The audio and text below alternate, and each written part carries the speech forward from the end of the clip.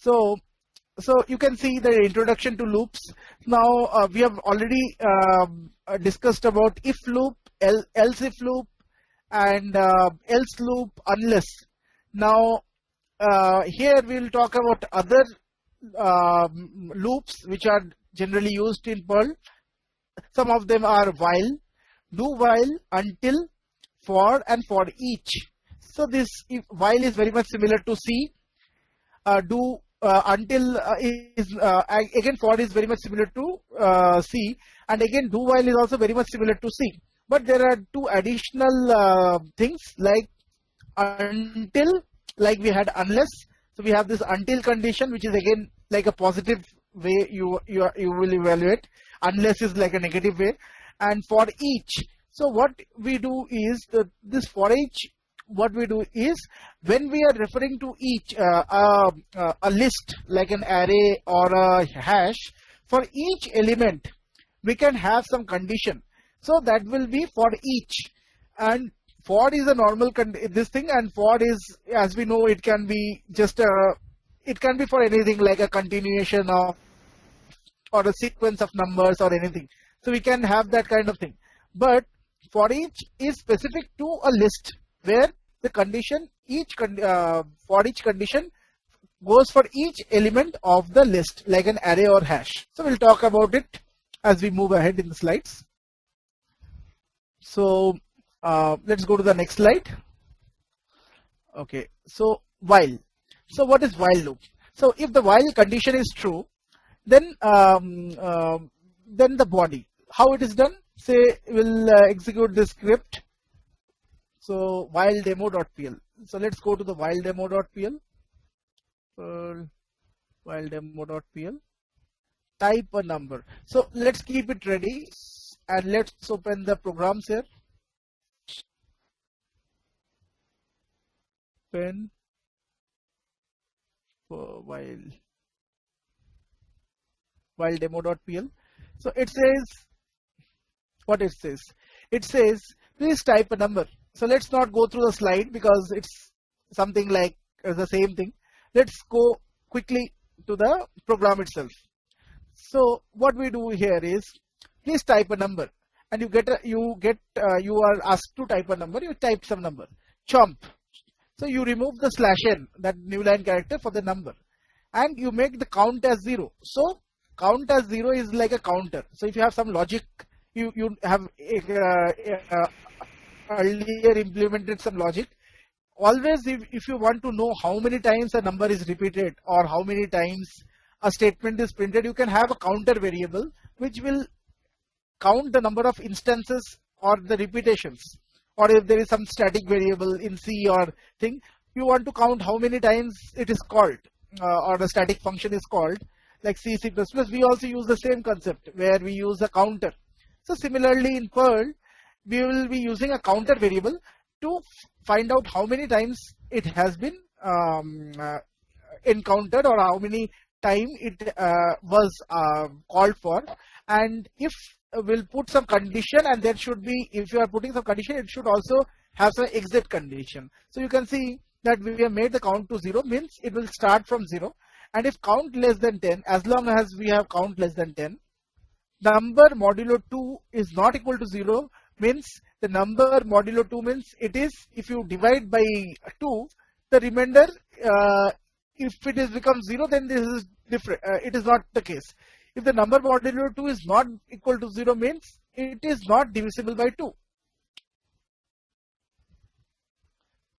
So here you do that number modulo 2 is not equal to 0, means if it is not divisible by 2, then you will always get some remainder. Yesterday we talked about this modulo operator which gives you the remainder.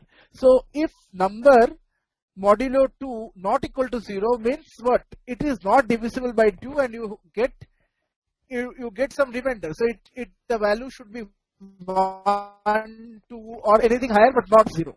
So if it is 4 divided by 2, you get the remainder as 0. So it is divisible. But if you divide 5 by 2, you get remainder as 1, right? So 2 to the 4, and you get one remainder as 1. So that means it's a odd number. So print number is odd. So number is equal to number plus 2. Now, so again, we have talked about this operator plus equal to minus equal to. So this does two things at the same line, in the same time. That is like it does number equal to number plus 2, and then it does first it assigns no let me repeat this, I'm sorry about it. So what it does is number plus, so what it does is it first assigns the number, and it increments by 2, and the incremented number is assigned to number. So it does all the things. The number is first incremented by 2, okay, and the number becomes number plus 2, right? So this becomes number equal to number plus 2. So the number which we got here, why we are making it plus 2, because any odd number will be something like 1, 3, 5, 7, 9. So there will be a difference of 2. If we have even number, it will be 2, 4, 6, 8, 10. So that's why we are doing number plus 2. So if we are checking if there is a remainder is 0, so we are sure it is an odd number, and you increment the number by 2. So again we go to the next odd, and it prints the next odd number. Else number plus plus. So what it means is, else if the number is not divisible by 2 is not true. That means what? This is an even number. So you keep on incrementing the even number till the count is 10, right? If it is count is less than 10, it will keep on printing, and then it will come out. So let's see what is the output of the number. So we put a number as 13. Okay, sorry.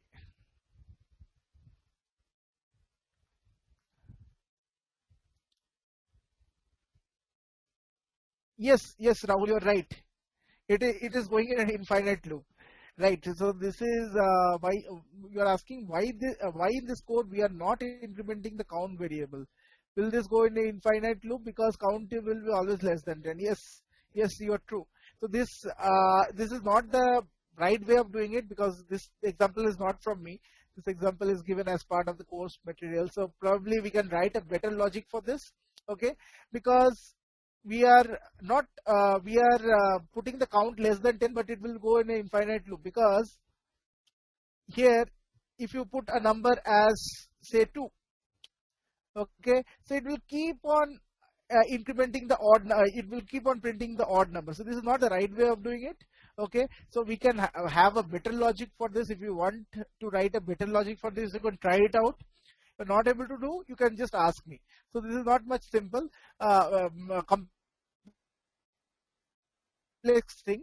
So if we can just put a counter, and we can put this condition within a counter, and that counter should be like this condition. We cannot have this LE less than and all. We can just have a counter, and within that counter we have to have this whole entire condition, the number we are printing. Then only it is going to do. Otherwise it is not going to do. I think there is some problem in this code. This code is not complete. So probably we'll try to sort this out. Okay, we'll try to sort this out, because I think this code is not complete. So if you have an issue with this code, right? So let's just raise a ticket in technical things, and we'll get this rectified in the script, right? So we can write the logic how to use the counter variable. So here the counter is not right. Okay, so let's go to the next slide. So the next slide is until. So until is like until condition and body. So what it does is repeatedly executes the statements in body as long as the condition is false. Okay, so it will execute the condition continuously as long as the condition is false, else it will come out of the loop. So how it is like, let's go to this program. So let's not I think set the name of the program. Okay, do while. Okay, it's do while. It's until. I think until is also there. Well, yeah, until is there as well. So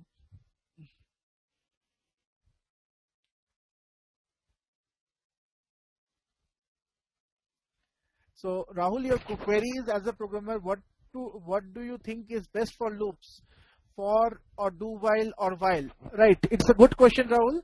So as a programmer, the best thing to use so that it doesn't come out of the loop depends, right? So if you use the if loop, so there are some things like blocking loop and non-blocking loop, right? So what is a blocking condition? Blocking condition means it will never come out of the loop till a condition is executed, like satisfied. It will never come out of the loop. So these are blocking loops. Some of the blocking loops are while and do while.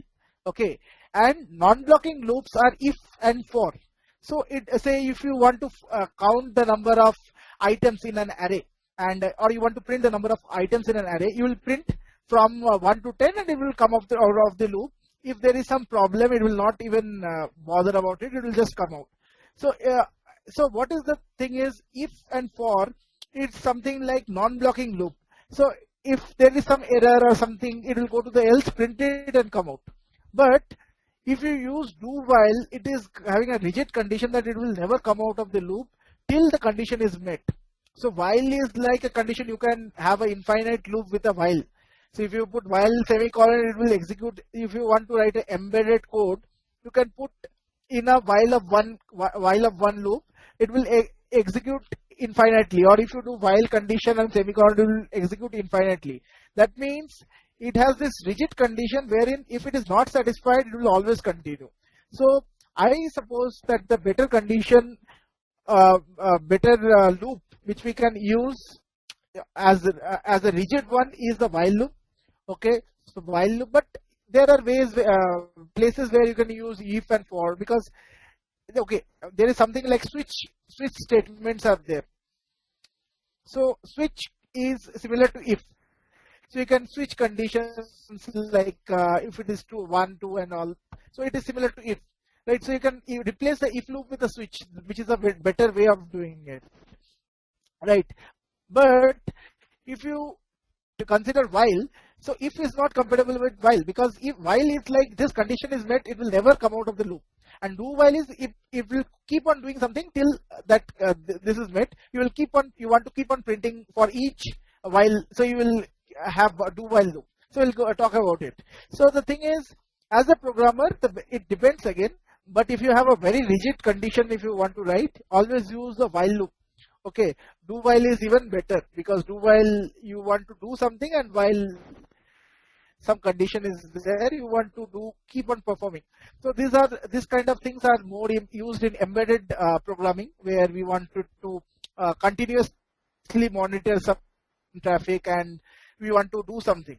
While if and for loops are very generic, it can be used in any programming language, and that's how it is. So it depends on the programmer, but it depends on how rigid or strictly you want to execute your code. Okay, so let's go to this program where we were. Untill. I think until is also there. File open until. So until.pl. So here let's see the code. So it's saying please type a number. Then we get the number. Then we chop the number. So we just get the number without the new line character. Again we count. We have to also see this logic, because again it should work now, because we are putting as until condition. So let's see what it does. So we are doing this until count is greater than 10. So as long as the count is less than 10, as long as the count is I think greater than 10, we have to see, because I have not verified the scripts which is mentioned. But let's execute and see if there is some problem. We'll modify this. We'll rectify this. So what we do is a number. So it's the same thing, but we are using an until. So let's see how it works. Okay. So we enter a number and we want to see if it's an odd or even. So if I do 12, so see, this loop works fine. So the previous code which we had was not using the until. So until this condition, so what until says is, until the condition or this is met, until the condition is met. So we'll keep on repeatedly doing the statements in the body, right? So that's how it is. So here also you see that until this condition is executed, and it will keep on executing this condition, but there is a count. So Rahul, this is one of the ways where you can rectify the code, the previous code, where you can use this until keyword, and it is going to use this count, right? So if count is greater than 10, you keep on doing this. So what it does is, okay, it is like 12. So so it will take 10. So it is like 1, 2, 3, 4, 5, 6, 7, 8, 9, 10. So if it is greater than or equal to 10, greater than 10. So I think if it is greater than 10, it will come out. So it should be exactly equal to 10. Count. So 1, 2, 3, 4, 5, 6, 7, 8, 9, 10, 11. So 1, 2, 3, 4, 5, 6, 7, 8, 9, 10, 11. So I think again it's a problem. I think it should have been less than greater than 10. So less than 10, I think it should be the right way of doing it. So Perl,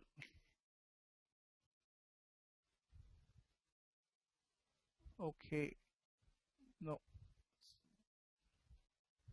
the count is greater than 10. So if I have the count greater than 10, so you come out of the loop. So unless the count is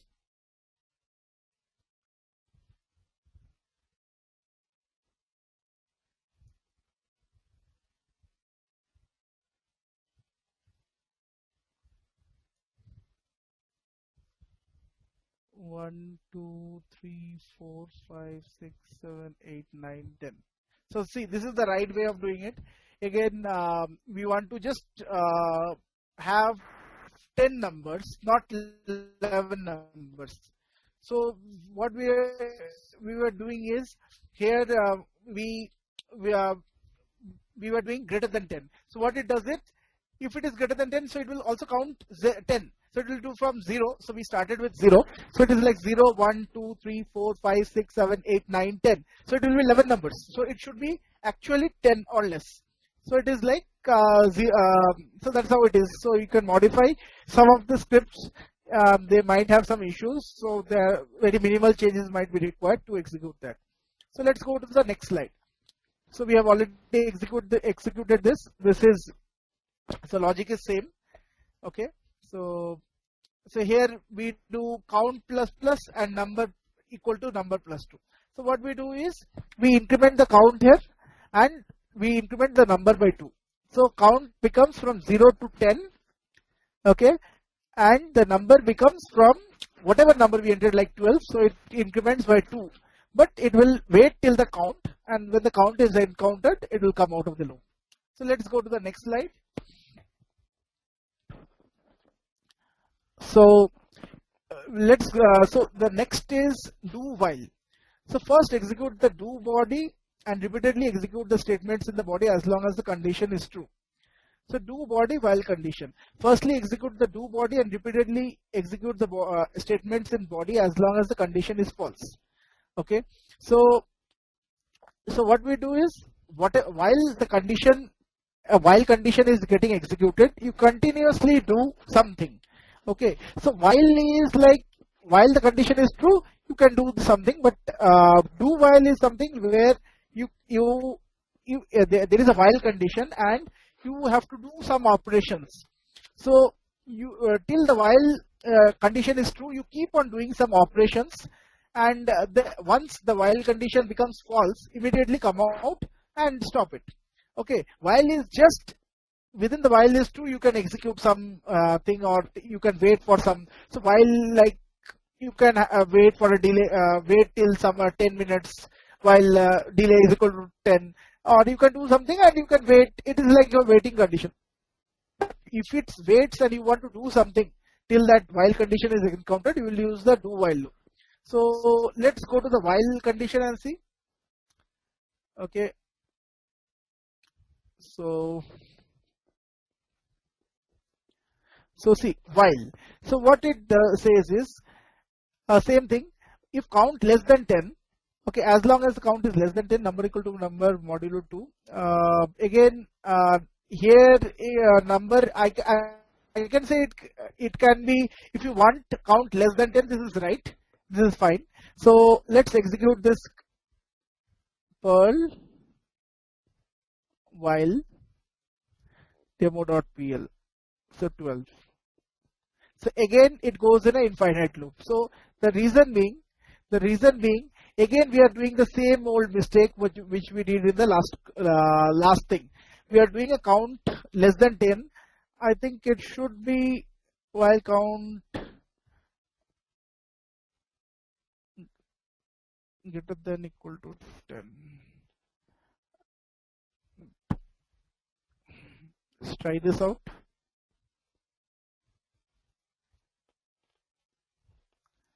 No, sorry. So if the number equal to 12, so it is great. Okay.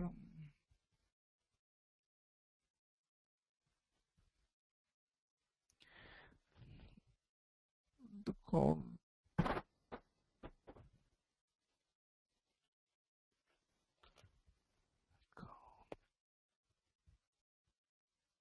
So I think there is a mistake here. We are not incrementing the count while count. So let's make it like this.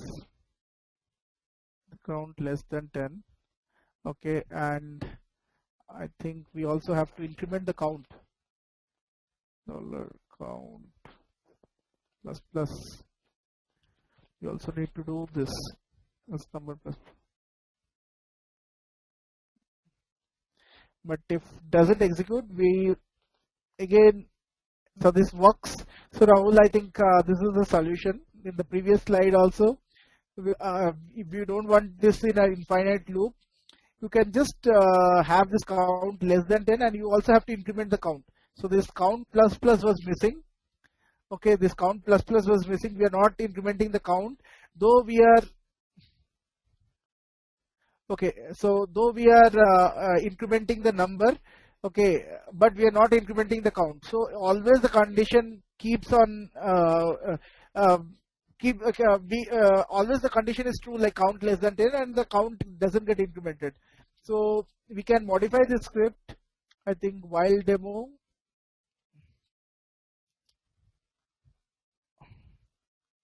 Let's see, had they put while, but yeah, okay, they are doing a count plus plus as well.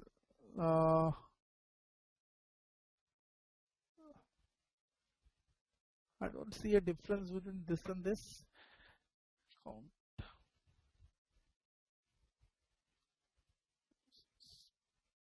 while demo.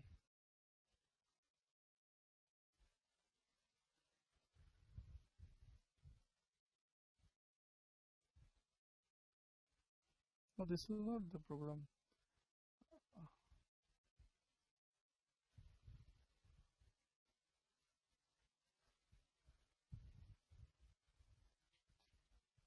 Okay, I'll save it, Mahesh. I'll save it. Okay, sure, I'll do that. Well,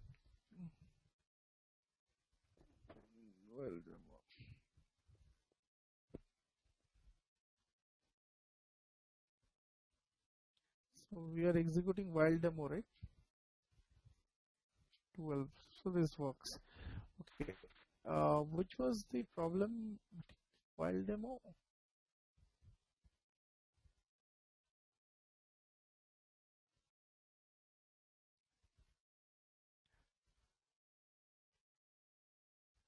Okay, actually we have rectified the script, the while demo. So there was a problem wherein we were not incrementing the count. We are just putting the count less than 10. So we have to increment the count as well. And in that case, it will increment the count till it is less than 10, and it will execute. So I have saved this number. So I saved the script. So we'll put it. I'll save the script and post it. So if any more changes are needed, any of the scripts, you can just let me know, and we'll post the right scripts. So let's go to the next slide. Okay, so until. So until is done, I guess. While is done, until is done. Okay, okay.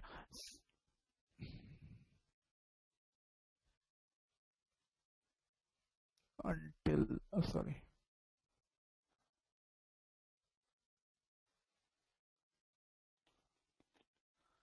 Until. So again, I have modified this until also. So if we execute this until, I think we are getting the right value until 12. Okay. So again, we can make it greater than equal to 10, what we did. So I have made some slight modifications in some of the codes. If some of the other codes are also not working properly, we'll make the changes. Okay. If time permits, we'll make all the changes today or in the by the next class. All right. So let's go to the next slide. So I think this unless is also clear how until and unless and while works. Now let's go to the do while loop. So we were in the do while loop, but we went to the previous code. Now do while loop, I have already explained how the do while works. So I guess do while, no, we have not gone through the do while. So Perl do while dot pl, enter the number 12. So 1, 2, 3, 4, 5, 6, 7, 8, 9, 10. So do while code is right. So do while code, how it works is we'll just do the same thing, and see, it is something like how the syntax is. The first you have this do here, and the while is here. In the while loop, we'll just have a while and the condition, while one or while condition, and the braces what we want to do in the while. So we'll have just while and the condition within the brackets, and then opening of braces, parenthesis, closing of parenthesis, what you want to do in while. In do while, what we do is we call this do here, we have this do here, open this parenthesis and close this parenthesis, and this while condition is also mentioned here. And it's good that if you can put a semicolon also after while. So if you do this do while, open do while. Okay, so we have to close some of the scripts.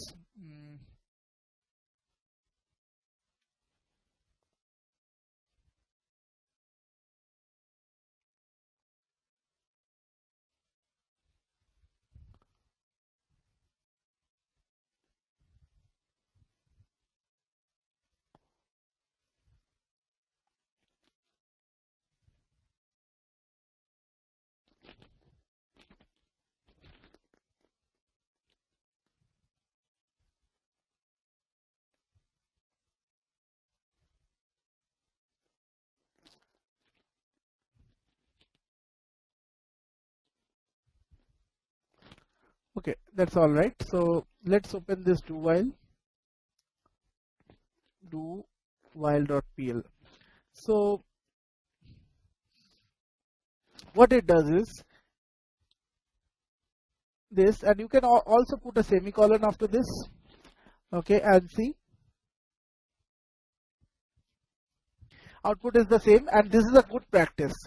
Why I want to put this semicolon as Mahesh asked yesterday, because this is a good practice to put the semicolon after this statement, because though this is the end of the statement,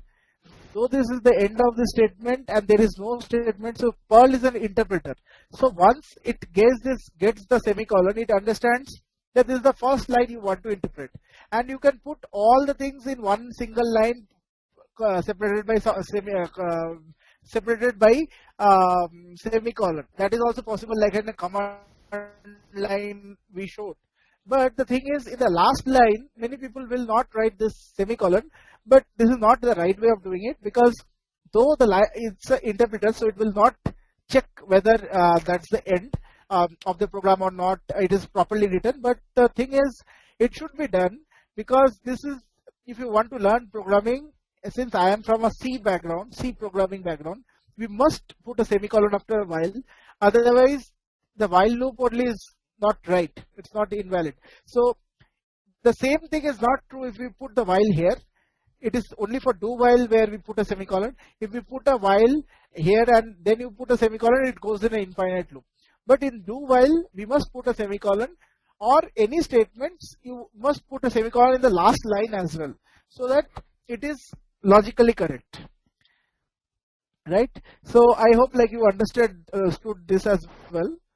So today, yesterday I felt like I had to speed up my classes because we lost some time initially due to some technical issues.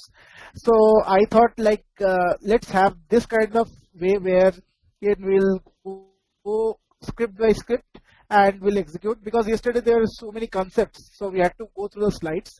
Today it is like more relaxed way where we go to the scripts and each slide will explain you the script, so easily we can understand.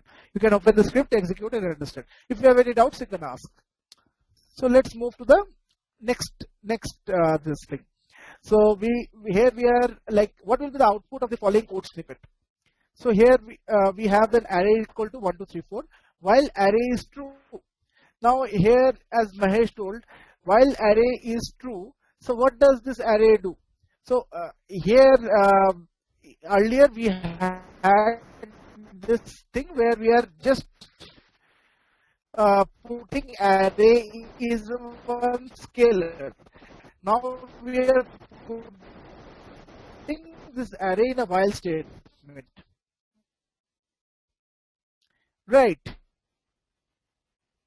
Array, you want to print and pop the array element. Contains 1, 2, 3, 4, right? And we want to pop the elements from an array. Okay. So we entered 1, 2, 3, 4. First we entered 1, 2, 3, 4. So in the array, it is like a stack, as I told yesterday. So the last element entered will be popped out first. But you know, there is something like unshift, which will also pop out the first element, and shift, which will add to the first. It is some additional concepts, but normally if you work on some data structure, stack works in the same way for all programming languages. Perl has some additions because it is a scripting language, and based on the requirement of the scripter or the automation engineer, we have these additional functionalities. But normally the stack implementation is the same only. It is last in first out. It's like plates. You have one plate above the other plate, above the other plate, above the other plate. So the one who comes last will be popped out first, and the one who comes first, okay, will be popped out last. So you're right, Mahesh. The answer should be 4, 3, 2, 1, right? And you can see the while will iterate through each element of the loop and print. So it will keep on waiting, and you will ask what is the exit condition.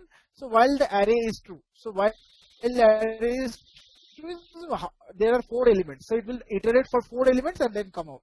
So that's it. Now let's see, beware of infinite loop. Just now we encountered this infinite loop wherein we did not increment the count. Okay, this is the code which we saw, right?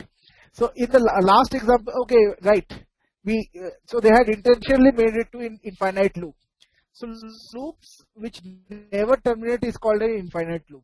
Whilst and until loops can also create infinite loop. As I said, if loop will never give you infinite loop, for loop will never give you infinite loop. But a blocking loop, blocking means, so you must, if you know little bit about system programming. So I am basically a guy who has extensive knowledge on system programming side. I work a lot with the hardware because I am basically a C programmer with knowledge on Perl. So when you talk with the hardware, okay, so in that case, what happens is there will be a blocking call and a non-blocking call. A blocking call is something like a receive, or you want to keep on reading some data. So till there is a timeout, or that all the characters are read, you will always keep on reading and it will not come out of the loop. But if you want to write something or you want to send some data, it will just send and it will stop. So there is no buffering mechanism that it will keep on waiting, and there is no timeout. Though the timeout is there, but it is very less, and it's not even a blocking call. So this kind of loops like while and until loops are blocking calls. Even do while loop is a blocking call, wherein it will keep on waiting till the condition is encountered, and if it is not encountered, it will never come out of the loop. So when the condition always remains the same, then when the condition always remains same, then create an infinite loop. Okay, so when we want to have an infinite loop, so the simplest example is while one print infinite loop. Okay, so I just do as infinite loop dot pl. Okay, so I just want to execute this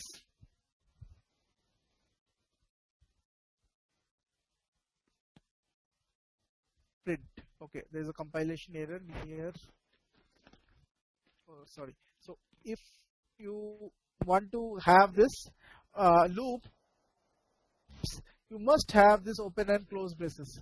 In C, there is something like single line statement. So if it is a single line statement, you can ignore this braces. But in Perl, you must put this opening and closing braces after this any loop, like for, while, whatever it is. Now let's execute.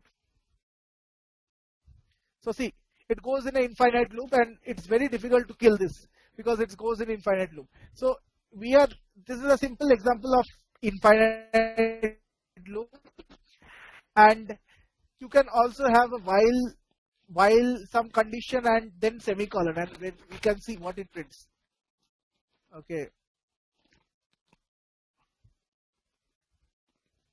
Okay. So while of one, and so it is giving you a compiler error. Okay, execution due to compilation errors near this, because the problem is when I put a while of one and when I put this opening and closing braces, this doesn't work out in Perl. The reason being because in Perl we must have this opening and closing braces after the loop, right? So it will always ask opening and closing braces. So it will, when we want to terminate a line or we want to end a line, we will put, or statement, we will put a semicolon. In C, if you put this while of condition and semicolon, then it will never execute the next line, and it will go infinite loop like while of one. So so similar thing, but in Perl there are some differences wherein it will always require a opening and closing braces, but still we can create an infinite loop if you do a while of one. So this is an infinite loop example. So the same way we do it in C as well, right? So in the last example, let do the simple modification to create a, okay. However, here we intentionally remove the increment of the count, so it's always remains 0, right? So that was the problem in the last example, wherein the count was never incremented, so it goes in infinite loop. So they are telling it's a intentional thing to create an infinite loop. So I think that's why the confusion got created, but we have sorted that out. But it's a good example to learn how to write infinite loop, because it is a while statement, and if we use unless and while and do while, we can create infinite loop, and it will just spoil our code. It will just not give what is desired, and it will just screw up everything. So we should be very much clear that if we intentionally want to create a while loop, like a simple example of an infinite loop is used in very highly used in embedded programming, embedded concepts. So for example, if you have a microwave, most of the people have a microwave at home or office. So if there is a code, the code just does one thing, like if this microwave is switched on, then it will keep on waiting, and it will start heating when some button is pressed. It will stop heating when some button is stop button is pressed, and it will keep on continuing this till the power is there. So till it is powered, it will keep on doing the same operation. So we put the entire code in a while of one condition. So make it infinite loop, and the only thing it will come out of the infinite loop, it is switched off. So there is a interrupt, or there is a hardware issue, or some it has gone bad or something, then only it will come out. Or it will always execute the same condition, that is like inside the while there will be conditions for each key press. Like this key press, it will do this key press, but it will not come out of the while loop. So that's the main reason why we create a while loop intentionally, but unintentionally never create while loops, and always ensure that your code is free of infinite loops. So the for loop is very much similar to a C for loop. Okay, so here you can see like semicolon for start, stop, and action and body. It is very similar to a C for statement. So you can see that there is a start condition, there will be a stop condition, and there is an action what you want to do. So for example, for letter is equal to A and letter less than. So here letter less than K, because it is a string. It is a string, or you can say that this is a character. That is why we are using LT. If had it been a number, we will always use like equal to, or greater than equal to, or less than equal to, right? So here we say letter equal to A, but letter less than A, letter plus plus. So we can use this kind of things for writing a for loop. And first will be the start condition, second one will be stop condition, and last will be the what you want to do for what is the action. And till this is done, it will execute the for loop, and after this stop condition, it will come out of the for loop. Okay. So what we do is start dollar letter is A and increment until K is reached. Right. So we'll start with the letter A and increment until K is reached. So we'll keep on printing the letters A, B, C, D till K is reached. Okay. Print dollar letter. So it will print the letter. So new loop is then again we do print a new loop is started. So we start a new for loop. Okay. So we start a new for loop. Now one second, sorry about it. So here what we do is we have an array and we have the elements 1 to 9. So for element equal to 0, element less than array. Now again I told, like, if you assign a scalar to @array, it will give you the length of the array.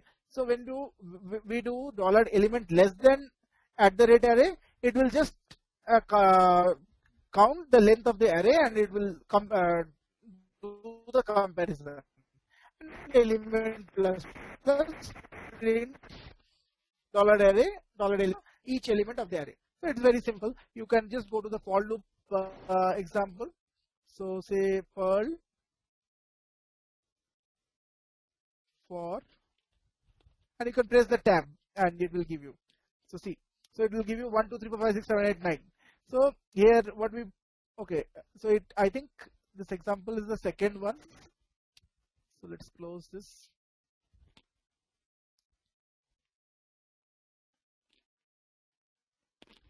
For so what we do is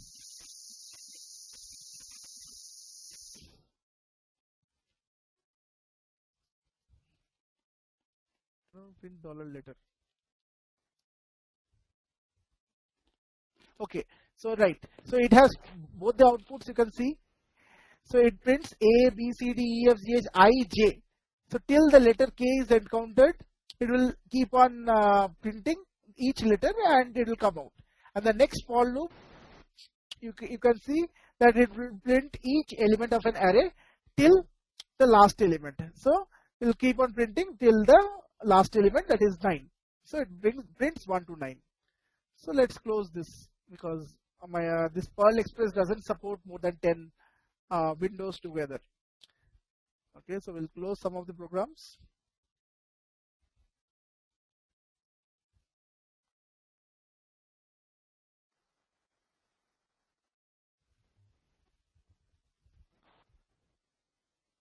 All right.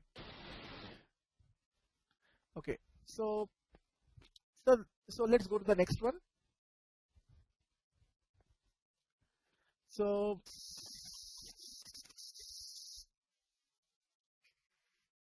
you can see, like, go to the for each one.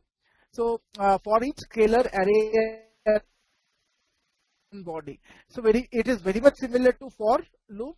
Only thing is, what it does is, there will be a scalar, that is dollar, and then the variable, and the array, whatever is the array or hash it is, and the body. What it does. Okay, so executes the statements in body once for each array element. The current array element is stored in scalar. So the current element is stored in scalar. So how it is done is, we have the movies, and what are the elements of the movies, and now print showing for each dollar movie at the rate of movies, print dollar movie. So what we do is, for each element of the movie, we just print the movie. So it is also similar, we don't need to worry much. So we'll just do for each. You can press a tab, so in the command line, and it will show you this thing. So for each. So you press tab twice. So see, after inception gravity matrix. Okay. Now, okay, what is the code? So I think it has some additional code for default. So let's see what it does for each. Right. So you can see. So what it does is, first for each, we want to print each element of the movies, and we can just print each one by one. So we'll use for each, and the movie dollar movie, that is a scalar, and at the rate of movies. And now we want to print using the default variable. Now this is very important. What is a default variable? So it is called $_ is called the default variable. So when we do this condition, when we do this for each condition, right, we want to know what is inside that. Okay, what is inside that? So what happens is, whenever some operation happens, the default variable stores the values. Okay, so $_ will store the value for it's the default variable which stores the value for each entry. So you can understand what is the difference between the first and second is, first one will just have just one moment please.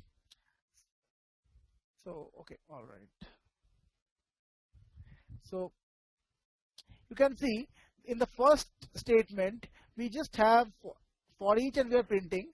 In the second statement, we want to print. Now using default, that is fine, but we want to do for each dollar movie at for each at the rate of movies, print $_. So what it does is, this condition, whenever it gets, then it evaluates as for each element of dollar movies. So $_ will have the element for each iteration. Okay, so if you want to print it 10 times also, it will print 10 elements. Okay, so if you have 3 elements, it will print. So $_ is the default variable, and it will store each entry of each iteration. So we will be using this $_ very widely across Perl, because it will always store the output of an operation which is currently done. Okay, for example, in C++ we have this operator. Okay, so this operator will always store the the current instance of the object, right? So it is very much similar, that it has a default variable which will store the current output or current variable or whatever it is, like whatever we are doing some operation, the current things are going to store in the default values. So we will widely use this $_, and we can also have $_, and then we can have square brackets 1, 2. So we can also do that. We'll go about that in the later classes, how to do that. So let's go to the next slide. So you can see, like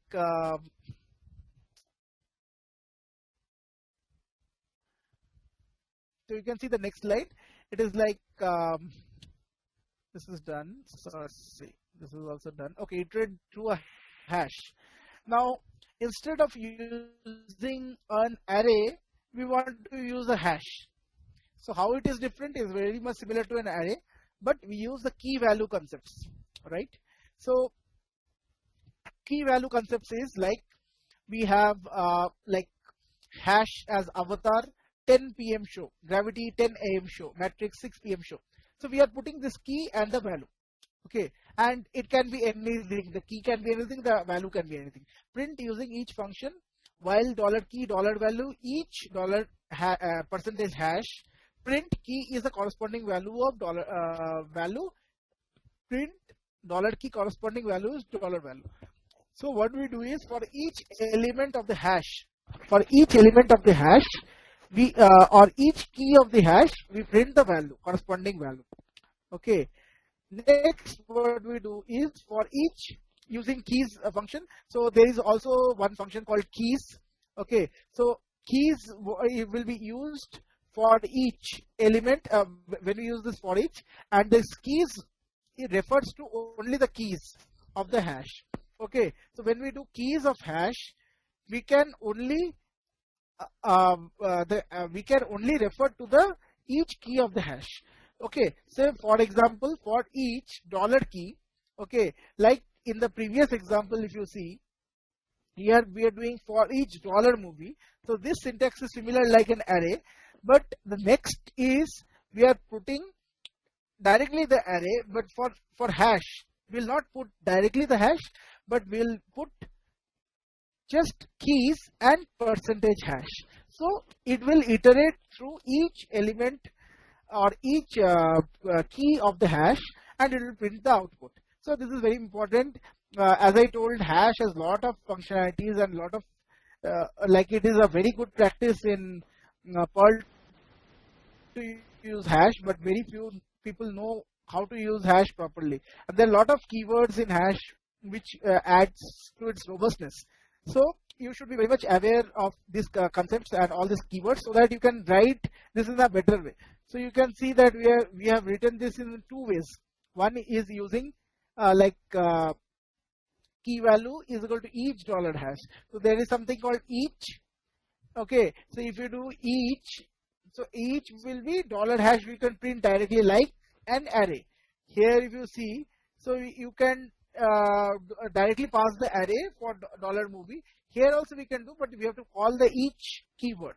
But when you do keys thing, you have to pass the percentage hash. So that is the difference. But the thing is, the way it is used, it is different, because here we are using a while loop and here we are using a for each loop.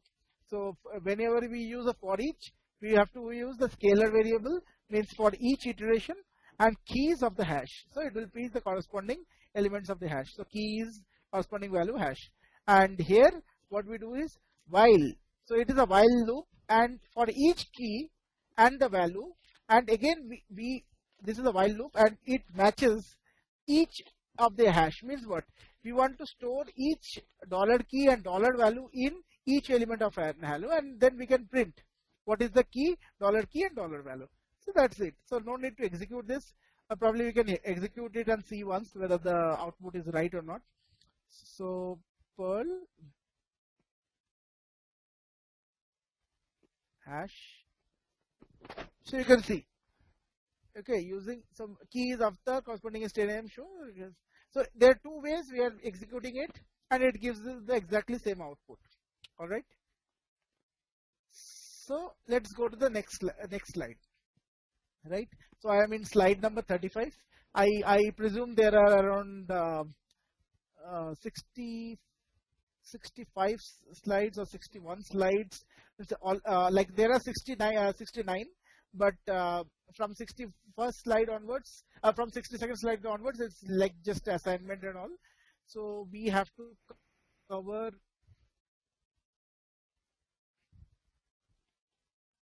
around almost like 40 and 20. So almost like 25, 26 slides. So I might be a little faster in this last 1 hour, so that I can cover everything now. So this default variable, so Perl has this built-in variable called special, it's also called a special variable, but this is not true. There are a lot of special variables in Perl, like as we said, like dollar hash, and then hash and exclamatory sign, like shebang. There's a lot of special variables, they have so many meaning. So this is one of them. I can say that it is one of the special variables in Perl. Okay, the first one is the first one in the list is $_. We can use them in the loops. So okay, we use this in the loops mainly because, but it can be also used in other places. Okay, as we go further, we'll talk about the dollar where we can pass. We can also pass it in functions. Basically, the functions are called subroutines in Perl, as we understood yesterday. So if you want to pass a argument in the functions like subroutines, you can pass $_1 and 2. We can do that, but we'll talk about that later. Okay, so how it can be used otherwise, but mostly it will be used in loops. But Perl as a standard, avoid using them. So it is just like it is some additional feature which we provide, but here we should be very much careful what we are doing the operation. If the operation is not right, then the $_ will give some wrong value. So we should know how to write, and then we can use $_ so that we can get the right values instead of printing each one with the like key and value. We can just do $_ and we can print it, right? So here you can see that movies, we are passing to an array the 5 elements, and for each movie at the rate of movies, print movie. So you can element. So again, here you can see that instead of this whole line, instead of this whole for each loop where we are passing so many things, okay, this line, we can actually pass for each $movies, print $ and at the rate movies, we can just pass print $_. So it will print each element for the array. Okay, so just previously we already executed this code and we found out what is the result. So either ways it will give you the same output. Okay, so now let's go to the next slide. That is like, what will be the output of the following code snippet? So we have the $array is equal to 12313. For each element $element array, hash element equal to 1. So what we do is we iterate for each element $element at the rate array. Means what we do is we iterate for each element of the array, and what we do is we do $hash. Now don't think that it is like how it came. So we have to declare somewhere the hash, the element. So here it is just a code snippet. It's not the entire code. So what it does is we are passing this as a scalar, and we are passing $element equal to 1. Okay, so what happens is this is an hash. Okay, so this is pre-existing. Okay, and what we do is we want to pass the elements of the hash. So you can just think of that somewhere before we are just passing a hash, and we are just doing a open and close braces, and we are just initializing the hash. And now what we are doing is we want to push each element of the hash, or we want to populate the elements of the hash by this logic. So what we do is we pass each element, the hash element equal to 1. Okay, so for each element as hash element, okay, equal to 1, and print hash. So what we are doing is order of keys can be different. So print keys of the hash. Okay, so here so order of keys can be different. So what is the output is 1, 2, 3, because hash keys are unique. So what happens is, so as we saw yesterday, that here we are passing the element 1. Okay, and what happens is it will be iterating to 1, 2, 3. So it will iterate, the 1 will be passed first, and second the 2 will be passed, and 3 will be passed. Again 1 will be passed, but again the logic is the hash keys are unique. So it cannot have a repetition of 1 and 3. So what it will do is it will just have 1, 2, 3, and that will be the output. Okay, so I hope this is clear. Now let's go to the next slide. So here controlling loops. So the following keywords are used to control loop: last, break from a loop, last moves out of the current statement block. So it is similar to, you can understand, like you have for loop or any loop and you want to come to the end. You don't want to you can continue executing each iteration of the loops, but you can last will come to the last statement of the loop. So last moves out of the current statement block, and we'll see how it is done. And next, so next skip the rest of the statement block and continues to the next iteration of the loop. So block and go to the next iteration of the loop, and last moves out of the current statement block. And redo is restart the loop from the current location. So restart the statement block. We will see how it is done. So let's open this program, which is like Perl control.pl.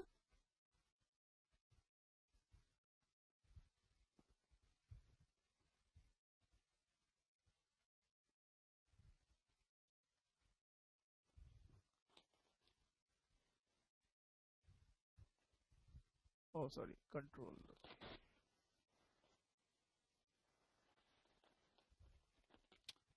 Okay, so you can see what it does is we'll have an array of 1, 2, 3, 4, 5, 5 elements, and we print something next demo. And for each $scalar array, next if scalar equal to 2, print $scalar.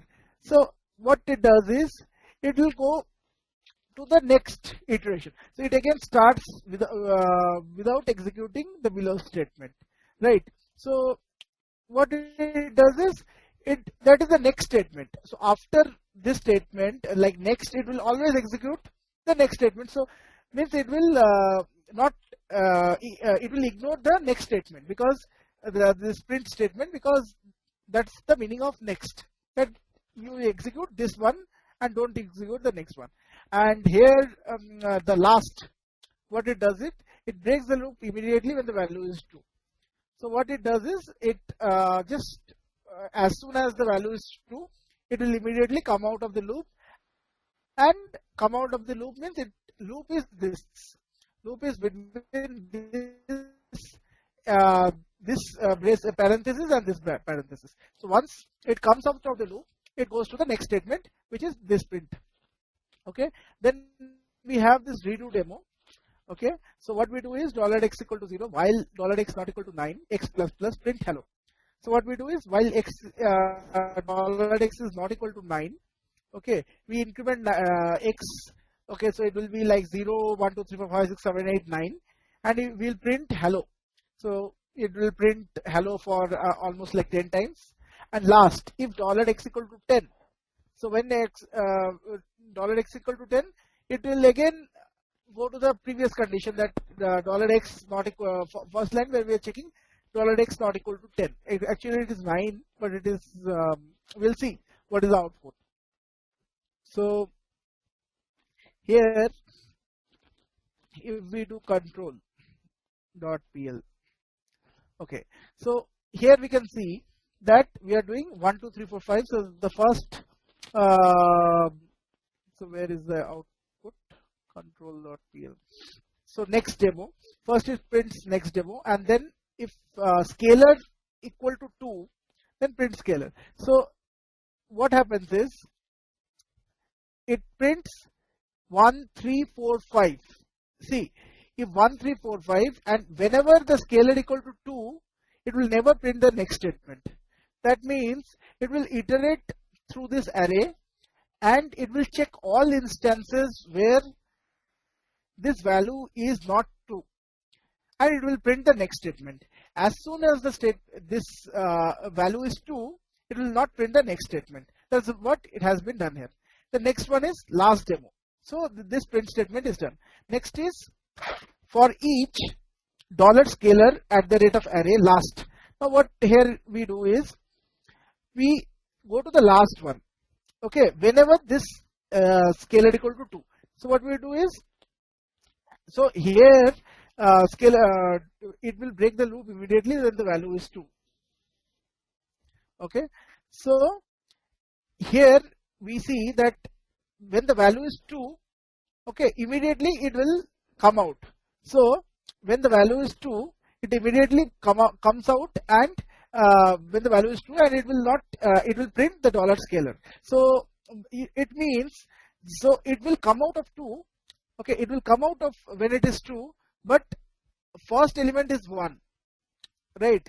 First element is 1, and whenever it is 2, okay, it will not execute the, it is not like the first one where it will not execute the next statement, but it will execute the next statement but immediately come out. So when it is 2, so it will print 1. So first it has executed 1.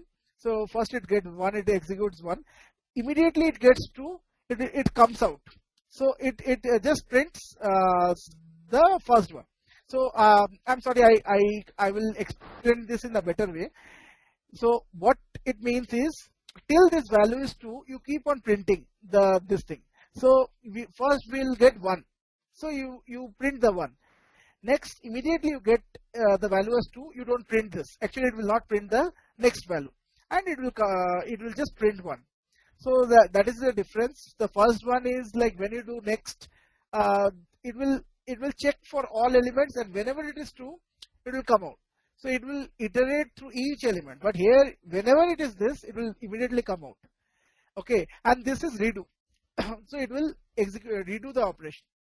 So we have hello, redo again. It starts the loop, and to the very first line, checking x not equal to 10. So what is the output here is, we do hello, and we print from while x not equal to 9, we print like 10 times, we print hello. Okay, so last, if x equal to 10, redo. So again it starts the loop, and the very first line checking x not equal to 10. So x not equal to 10, but here x equal to 10. Okay, because we have incremented x, and if x equal to last equal to, then redo. So again it will check, but this condition will not be executed again because x equal to 10, right? So we can reformat this code properly, and we can, if you want to redo this again, you have to do something which is logically right. So you can understand what redo does. It again goes back, it sends the control back to the previous line, and it will execute. But logically, since it is 10, so it will not execute.